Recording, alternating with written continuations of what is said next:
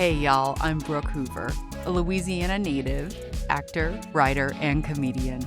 I've lost 100 pounds through diet and exercise, or shall I say, lifestyle changes. My 20-year and counting health journey has taught me that just like taking a diet pill for weight loss, body positivity doesn't magically happen overnight.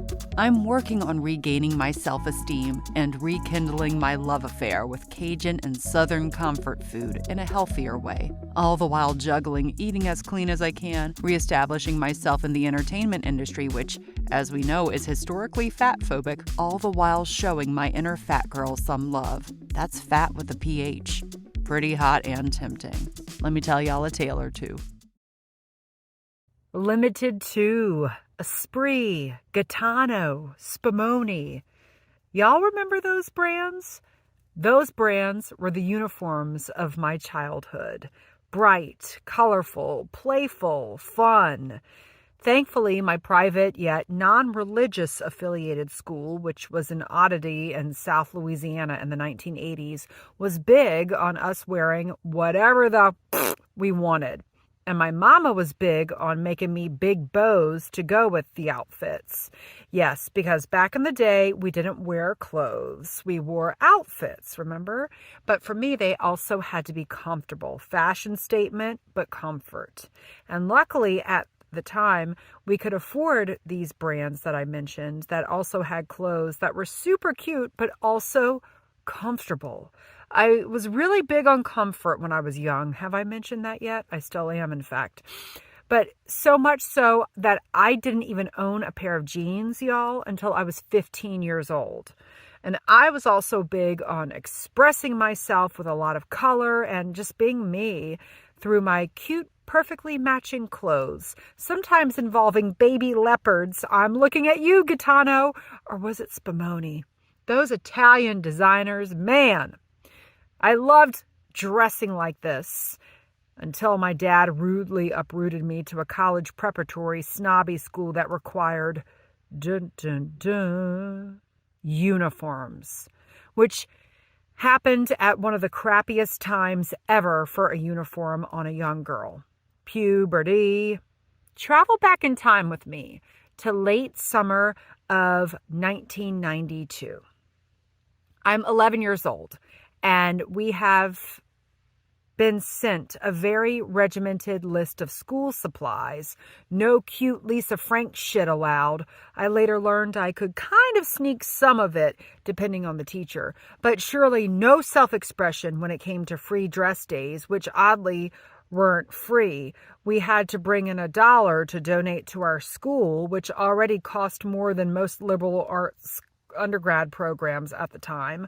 If I had $1 for every time I heard my mama protest about that, I'd have enough dollars to pay for all the kids to have a free dress day or to pay for something a lot better and more meaningful. I digress. Late summer, 1992. Mama and I have plowed through the regimented back-to-school supply list, and now we must tackle the uniform situation. This is obviously before online shopping. We are at the peak of catalog shopping, though, even if there was a catalog option for the Episcopal school uniform, we've missed that deadline to order. So we are forced to go to the place that supposedly knows how to, quote unquote, get your uniform right.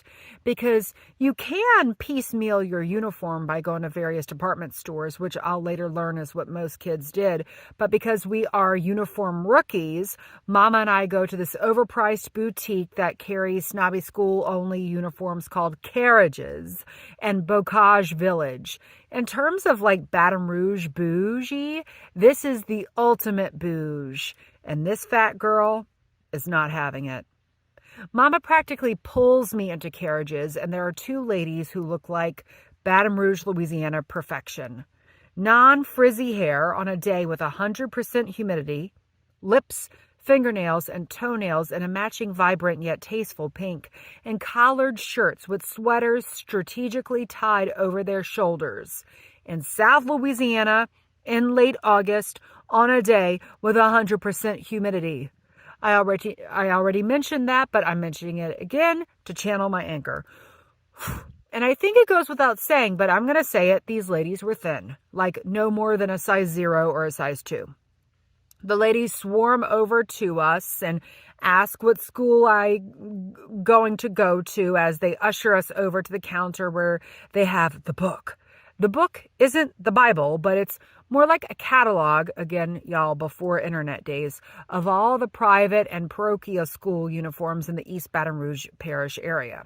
One of the ladies says, "Oh, since you're a girl, you'll have a choice of uniform. You can wear the plaid dress in this darling blue and green plaid, or you can wear the boys' uniform, which is a white collared shirt and blue zip-up pants, but don't forget you have to wear a belt with it." I swear she was eyeing me up and down and noticing my chubbying waist as she said that, y'all. I take one look at the darling tartan plaid number, and it's really a shapeless, drop-waist, unflattering polyester block of fabric. I look back at Mama and we both say, "We'll do the boys' uniform." Now, let's pause right here, y'all. I so wished our uniforms were like those cute skirts with the knee socks and patent leather Mary Janes like you see in the movies, but knee socks in the Louisiana heat and humidity ain't cute. And religious college preparatory schools make sure the girls do not dress like any sort of sexual fantasy. That's for damn sure. The other lady, in hopes to maybe cheer me up or upsell me, says, "Don't worry, honey. Next year you'll be in middle school and you can wear this cute number."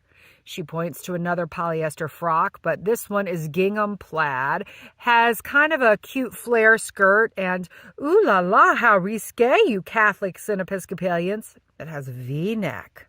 Then looking at my rounding shape, she adds, maybe. I roll my eyes and Mama and I gather up 3 white-collared shirts and 3 navy blue shorts. I won't need the pant option. It's South Louisiana, y'all. Mama promises the ladies that she'll buy a belt and whispers to me, "We'll get one at Maison Blanche or somewhere else, baby. Much cheaper. This place is a ripoff." And we pay over $200 and sell our souls to Uniformity.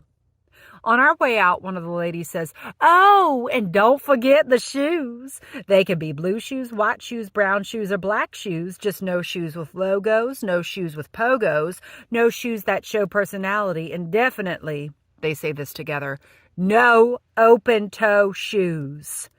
They look at my Birkenstocks and Mama's Tevas as they say this. I swear I'm not paranoid, y'all. Suburban Louisiana is judgy. And this was before most of the population wore Birkenstocks or Tevas came back for their comeback, remember? I haven't bought a pair of Tevas since they came back for their comeback, but I have a pair of bootleg leopard print Tevas. Anyways, Mama says, "Baby, I need a drink." So we go get Mama a drink, which is a Diet Coke from McDonald's. That's Mama's version of a stiff one.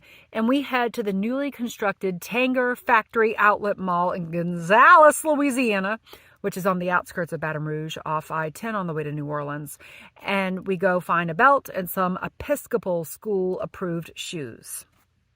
We find a belt and then we go to the Bass outlet and look up and down for shoes that will maybe be approved, but also have some personality. We come upon the cutest pair of tennis shoes that are Keds in shape, but like navy blue with nautical flags all over them. And Mama says, "Baby, these will match your uniform perfectly." And now, thanks to Mama, my uniform is an outfit. While I don't like the white collared shirt because it means I'll be one step closer to having to wear a bra, and if y'all have listened to my other podcast episode, "Do Your Boobs Hang Low?", you know how I feel about bras. And the shorts don't fit me right because they're a man's cut, and I have never worn a belt in my life. I still do feel a little good about my uniform because I love my nautical tennis shoes. Yes, down south we say tennis shoes, even if we're not fixing to play tennis. See what I did there, fixing? Anyways, I really, really love the blue, white, and red bow Mama has made to accompany my uniform and still give me some sort of Brooke flair. I should mention, y'all, I already have a lot of Brooke flair going on because my unruly hair is extra frizzy. It's late August in South Louisiana, of course. The first day of school, at my new school, 6th grade. Mama drops me off in the carpool circle, and I go over to where the 6th graders are lining up. I'm new to this school, new to uniforms, new to everything, but I'm trying my best to hold my shit together. But of course, I hear some boys pointing at me and laughing and saying, "Bad hair day? And what's with those shoes?" I just want to crawl in my locker, which I can't even open because I have never used a combination on a lock at this point in my life, and I want to die a slow death. Mama will make me a beautiful black bow for my casket, I'm sure. But then, just when I'm losing hope, a magical creature in a shapeless tartan plaid polyester dress uniform number with blonde hair and braces comes over to me and says, "Hey, I love your shoes." I say, "Thanks. I got them at the Tanger Outlet Mall in Gonzales." To which the blonde girl responds, "Oh, I live in Gonzales." And boom, we become instant friends. Flash forward to a few years later, and we're like Romy and Michelle in high school. I'm Romy, of course, because I have the deeper voice. Uniforms are something I started getting used to. And leave it to me, I learned how to break the system of the uniform over the years. By Christmas time of 6th grade, Mama and I were no longer uniform rookies, and we knew how to look at Maison Blanche's menwear sales rack for blue shorts and white collared shirts, no logo, of course, in the wintertime because they were all on sale, because it's really essentially they viewed that as summer attire, right, in the retail industry. And we made our own makeshift uniform for much cheaper than we ever would have at Carriage's. Express has some lovely white-collared long-sleeve blouses with what Mama told me were French cuffs, baby, that needed cuff links in order to cuff those cuffs. And I used my dad's monogrammed RDH, Robert Dean Hoover, cuff links and made it fashion. Middle school hit. And I was still not a fan of the jumper, which is what they call the polyester dress, I've learned. But they just came out with a new line straight from your uniform factory where you could instead wear just like the gingham skirt and the white collared shirt instead of the blue shorts. And y'all, this was a godsend because I worried I'd spent my whole middle school and high school career figuring out how to hide my camel toe situation in those made for men blue pant things. And also in the winter, for our uniform, you could wear a non-logo jacket. It didn't have to be white or blue. And you could also wear a sweater or a long sleeve shirt, but that had to be white or blue. I was always trying to make my uniform fashion, but also trying to avoid the bra situation, even at the age of 13. Judge not lest thou be judged, y'all. If y'all are thinking, why isn't this girl wearing a bra yet? Unless the weather was 82 degrees or above, I figured out I could layer a blue long sleeve shirt under my white collared shirt and get away with it, even though I would be sweating like a beast. In high school, I finally had to suck it up and start wearing a bra. And if you want to hear about my boob woes, if there's a lot of boob woes, there's a whole episode about that, podcast episode, Do Your Boobs Hang Low? Anyways, in junior year, you could wear the sweatshirts of the colleges you were applying to. And that was a godsend on days I didn't want to wear a bra. Too bad I wasn't applying to our local college, LSU. Go Tigers! Because to me, they have the prettiest college colors, purple and gold. 2/3 Mardi Gras, y'all. Like the good loophole seeker I was, I also read the school's no open two-shoe, goody two-shoes. I read the school's no open toe shoe policy and took it to mean no toes showing, to which I said, screw it, I'm wearing my Birkenstocks. The Boston ones, not the Arizonas. Y'all know, if you're a Birkenstocks lover, the ones that are closed toe, kind of clog-like and resemble the face of a duck-billed platypus, those are the Bostons. Every morning, the math teacher, Mrs. Winch, who looked and sounded like her name, she's like a living, breathing onomatopoeia, she would stand outside of chapel and judge us. Yes, the irony of going to a school named Episcopal and judging right before we go into chapel. Mrs. Winch would send us back and slap us with a detention because she couldn't physically slap us if she didn't approve of our uniform.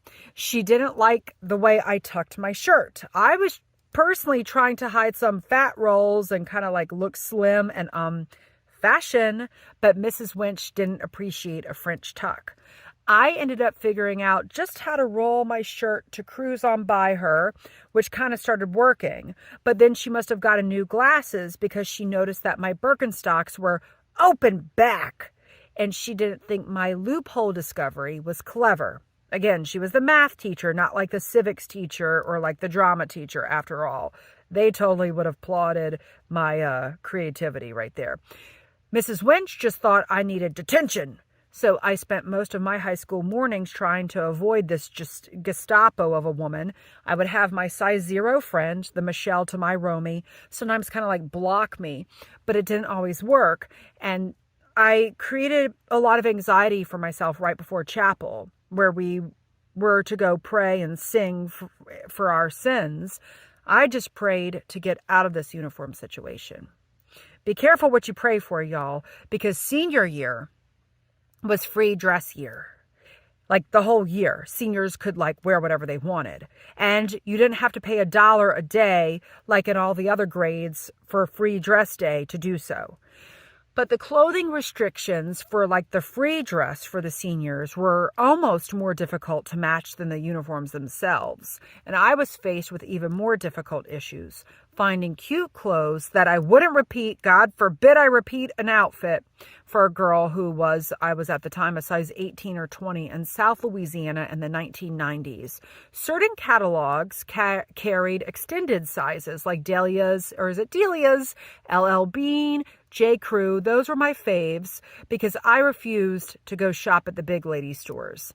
So ironically, despite hating uniforms, I only did free dress day my senior year, maybe like 1 or 2 days a week. And otherwise, I was just a sheep. But a sheep in a uniform I tried to make my own when the Gestapo would let me get by with it. I wanted to say Geppetto, but her name was not Geppetto. She was Mrs. Winch. My mama used to say, and I do agree with her, that there is an upside to uniforms. There is an upside to conformity. There's less agony picking out an outfit in the morning. It helps children whose parents aren't able to afford new clothes or the latest in fashion stand out less because everybody kind of essentially looks the same. But ironically, in my case, it made me stand out more because the uniform was so ill-fitting on a chubby, frizzy-haired girl who just wanted to be a hippie and express herself and try to make the uniform my own, but not even make it my own, just make it more comfortable. It's funny because while I do love shaking up what I'm wearing nowadays and wearing different things, I find that I have a uniform. I think we all have uniforms in a sense. My usual daily outfit of choice is the COVID uniform that everybody I think wore, but that's been my uniform of choice forever. It's Birkenstocks, the Arizonas, where your toes are showing. Well, it's like the Skechers version of Birkenstocks because who am I kidding? They're cheaper. Leggings, that's what I'm wearing today. Tribal leggings, actually, for my friend Carly. They're black and white with a tribal print, if anyone cares to know. And a longer shirt to cover the camel toe. That's a fat girl's uniform. Thanks so much for listening, y'all. It is my hope to inspire, uplift, and entertain you with this Who's Dat Fat Girl podcast. So, if you're hungry for more, you can book me to speak or perform my solo show that inspired this podcast, Fat Girl Costumes, written by yours truly and directed by Brian Lady at your virtual or in-person event.